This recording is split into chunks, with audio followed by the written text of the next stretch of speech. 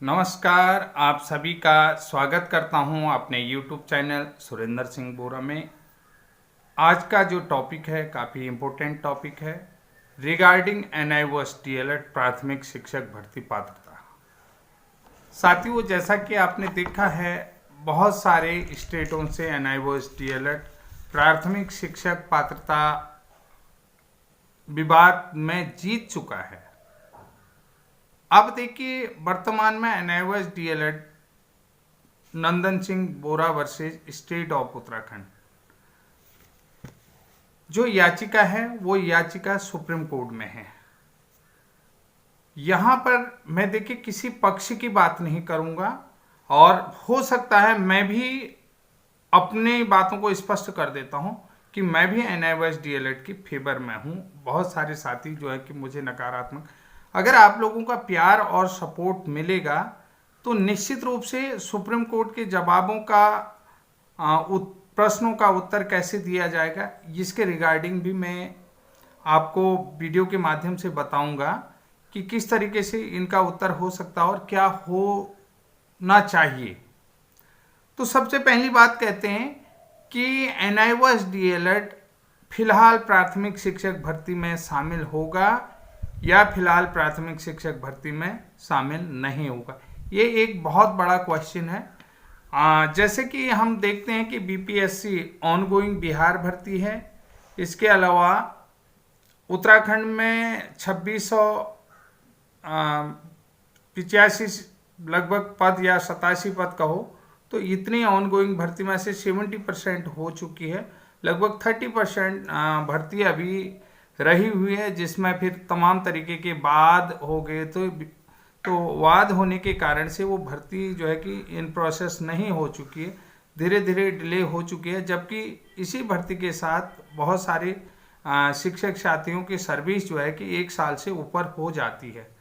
तो जिसमें आपने देखा होगा कि जिनके नियुक्ति पत्रों में कि आपकी नियुक्ति 350/2021 हाई कोर्ट के डिसीजन केस संख्या जो है कि 350 नंदन सिंह बोरा वर्सेस स्टेट ऑफ उत्तराखंड के अधीन रहेगी। ये जो लिखा गया था उस आवेदन में। तो अब आगे क्या होने जा रहा है, क्या इस भर्ती में NIOS DLED आगे शामिल होगा या फिलहाल जो न्यू रिक्रूटमेंट आएगी उस भर्ती में शामिल होगा या नहीं आएगा। देखिए, पूरी चीज़ें मैं आपको स्पष्ट करूंगा कि जो नई भर्तियां आ रही हैं, जैसे अभी बिहार में भी भर्ती आ गई है, तो नई भर्ती बिहार में शामिल होगा या नहीं होगा ये उनके स्टेट की बात है। फिलहाल उत्तराखंड की मैं बात बता देता हूँ। उत्तराखंड में फिलहाल NIOS DLED प्राथमिक शिक्षक भर्ती में शामिल करने की कार्रवाई नहीं की जाएगी, क्योंकि जब तक ये विवाद सुप्रीम कोर्ट में, जब तक सुप्रीम कोर्ट से किसी विवाद का हल नहीं होता, फिलहाल प्राथमिक शिक्षक भर्ती में NIOS DLED को शामिल नहीं किया जाता है। अन्य स्टेटों में क्या होगा ये मैं नहीं जानता हूं, क्योंकि विभाग के पास से जो मेरा उत्तर मिला है मुझे सूचना अधिकार का, उस सूचना अधिकार के तहत मैं कह रहा हूं कि विभाग ने फिलहाल मुझसे कहा है कि NIOS DLED को जब तक सुप्रीम कोर्ट में केस यानी कि वाद दर्ज है, जब तक उस वाद का निस्तारण नहीं हो जाता है, तब तक के लिए जो है NIOS DLED प्राथमिक शिक्षक भर्ती में शामिल नहीं होगा, या जो है कि नियमावली में संशोधन की जो प्रक्रिया है उस प्रक्रिया को या उस प्रक्रिया में अग्रिम कार्रवाई नहीं की जाएगी। देखिए, मैंने क्वेश्चन क्या किया था, मैं आपको क्वेश्चन बता देता हूं। मेरा ये पत्र भीग गया है, तो किसी कारणवश ये पानी पड़ गया, तो ये पत्र भीग गया है, तो इसका मैं उत्तर आपको देता हूं। देखिए, प्रश्न में मैंने पूछा था, मेरा पॉइंट नंबर 2 था, ब्रिज कोर्स PDPET प्रशिक्षण राष्ट्रीय अध्यापक शिक्षा परिषद NCT की अधिसूचना 22 सितंबर 2017 के आधार पर भारत के राजपत्र भाग 3 खंड 4 में उल्लेखित है। इसे राज्य के विभागीय सेवा नियमावली में न करने का कारण स्पष्ट कीजिए। जबकि NIOS से DLED ODL प्रशिक्षण प्राप्त अभ्यर्थियों के लिए विभागीय सेवा नियमावली में नियमानुसार प्राप्त अभ्यर्थियों के लिए विभागीय सेवा नियमावली में नियमानुसार संशोधन का प्रस्ताव शासन को भेजा गया है, स्पष्ट कीजिए। तो मैंने कहा जो शासन को प्रस्ताव भेजा गया और NIOS DLED को का जो है कि शासन को प्रस्ताव भेजा गया, लेकिन ब्रिज कोर्स का शासन को प्रस्ताव नहीं भेजा गया है, इसका कारण भी स्पष्ट कीजिए। और अभी तक जो है कि ब्रिज कोर्स को नियमावली में शामिल नहीं किया गया है, तो उसको क्यों नहीं किया गया है, तो ये जो है कि स्पष्ट कीजिए। जबकि NCT के गजट 22 सितंबर 2017 के में जो है कि ये पूरी तरीके से वैलिड है, वैध है, तो अब इसको क्यों नहीं किया गया। देखिए इसके जवाब में मुझे क्या उत्तर आया, तो इसकी सीधी सी बात कर लेते हैं।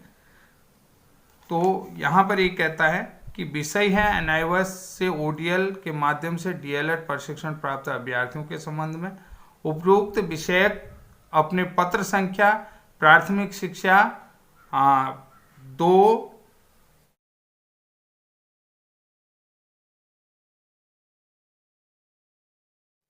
और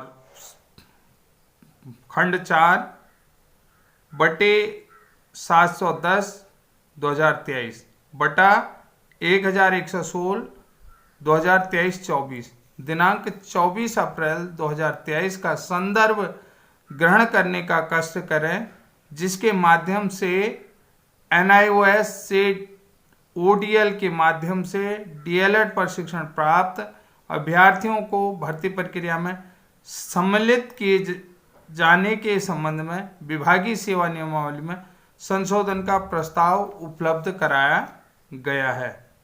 तो ठीक है, अब क्या कहता, उपरोक्त के क्रम में मुझे यह कहने का निर्देश हुआ है कि सहायक अध्यापक प्राथमिक के रिक्त पदों में जनपदवार निर्गत विज्ञप्तियों में वर्तमान में NIOS से दूरस्थ शिक्षा ODL के माध्यम से DLED प्रशिक्षण प्राप्त प्रशिक्षण की अवधि 18 माह अभ्यर्थियों को सम्मिलित किए जाने के संबंध में माननीय सर्वोच्च न्यायालय नई दिल्ली में प्रकरण विचाराधीन होने की दृष्टिगत प्रश्नगत प्रकरण में अज्ञेतर कार्रवाई नहीं की जाती है, वर्तमान में संभव नहीं है।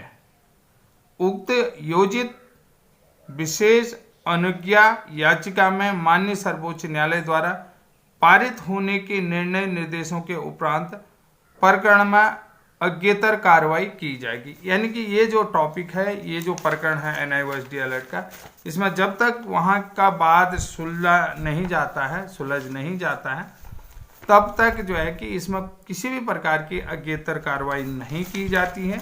तो मैंने आपको स्पष्ट जानकारी दे दी। फिलहाल जो उत्तराखंड में प्राथमिक शिक्षक भर्ती है, वो प्राथमिक शिक्षक भर्ती पेंडिंग ही रहेगी, और उसमें तब तक जो है कि NIOS DLED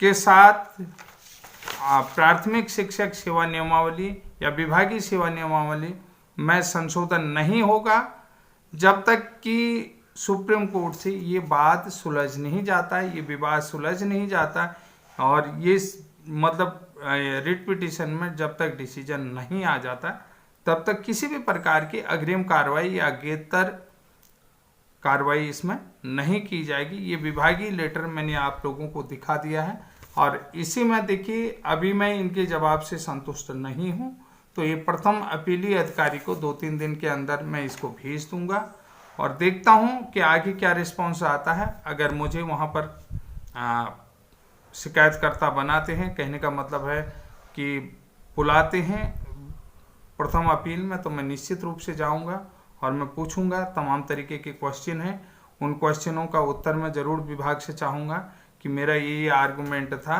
तो वो लोग जो है कि मुझे पार्टी बना करके बुलाएंगे कि मेरे नाम से जो है कि वहाँ से समन जारी करेंगे कि आप जो है कि हमारे जो दिया गया इसका उत्तर था सूचनाकार है, उससे संतुष्ट नहीं है। तो हमारे जो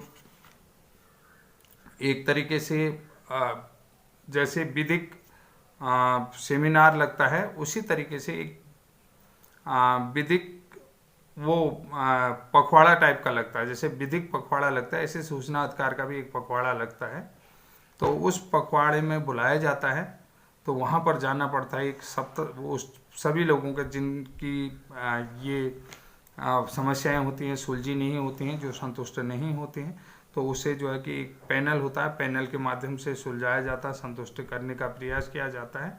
तो वहाँ पर बुलाया जाता है। तो अगर मुझे बुलाते हैं तो मैं निश्चित रूप से वहाँ पर जाऊँगा और अपनी बात रखूँगा कि निश्चित रूप से कि हाँ ऐसा ऐसा है, और पूरे सारे अथेंटिक लेटर में ले जाऊँगा। तो मुझे जानना है कि आखिर क्यों नहीं ऐसा हुआ है। तो साथियों, आज की महत्वपूर्ण जानकारी इतनी ही। आगे की जानकारी आपको कैसी लगेगी, उसके लिए जो है कि किस तरीके की जानकारी आती है, तो जो मेरे चैनल में नए हैं तो उनसे निवेदन करता हूं कि प्लीज़ चैनल को सब्सक्राइब करें और वीडियो को शेयर ज़रूर कर दें अपने साथियों को जिन तक मेरा वीडियो नहीं पहुंचता। तो ये महत्वपूर्ण अपडेट था, और इसके बाद मैं आपको तुरंत ही बहुत महत्वपूर्ण अपडेट दूंगा कि जो कल सुप्रीम कोर्ट में सुनवाई हुई थी, वो सुप्रीम कोर्ट की सुनवाई के रिगार्डिंग में जो है कि आपको महत्वपूर्ण सुनवाई के बारे में बताऊंगा। तब तक के लिए जय हिंद, जय उत्तराखंड।